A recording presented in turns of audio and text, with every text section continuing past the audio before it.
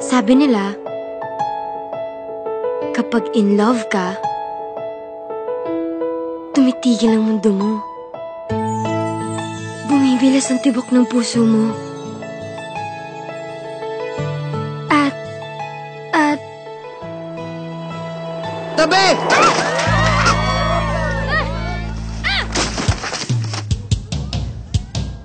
Gangster! A boy trying to find the answers. Gangster? Gangster ang daddy ko? A girl trying to set things right. Aha! At si Athena Dizon ang great love niya. Together, they discover a love too great to die. Matindi nga tong si Kenji eh. Itinuring niyang Reyna si Athena. Oh, kapangalan mo pala. Ibig mo sabihin nagka-GF yan? Mahal na mahal niya yun. Kahit break na sila. Nasaan siya? Sino? Yung magandang Athena. Magpapanggap kang girlfriend ko para magselo si Athena. Ano? Athena, sige na. Sagutin mo na si Kenji. No, no, no, no. Say yes or die? Wag! Pa, si Kenji po. Boyfriend ko. Oh, Athena! Babes, turuan kita magsargo.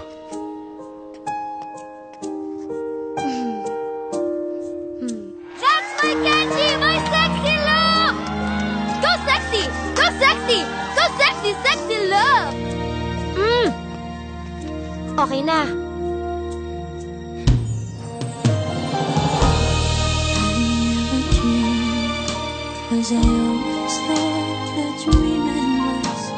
So ano ba talagang nangyari sa kanila? Ang love story daw nila ay isang malaking kaso ng bad timing. Gusto ko na itigil to kasi nagiging totoo na. Totoong ano? Totoong nagugustuhan na kita. On its 20th year, Star Cinema proudly presents a Kathy Garcia Molina film starring Daniel Padilla and Catherine Bernardo in a story about one great love that will stand the test of time. Dito kita pakakasalan. Sobra-sobrang pinasaya mo ako. Di ko ito makakalimutan habang buhay. She's Dating the Gangster. July 16 in cinemas nationwide.